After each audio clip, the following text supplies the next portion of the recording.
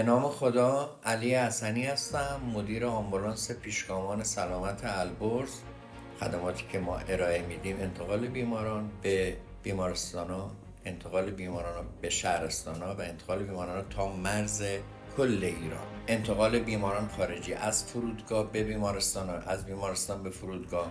ما حتی نیروهامون مسلط به زبان خارجی، زبان عربی، زبان کردی. برای راحتی بیمار و همراه بیمار ما تو ماشینامون دوربین داریم، هم برای کابین عقب هم برای همراه بیمار در کابین جلو. برای هر انتقال یه نیروی پرستار آقا، یه نیروی پرستار خانم تو آمبولانسامون هست.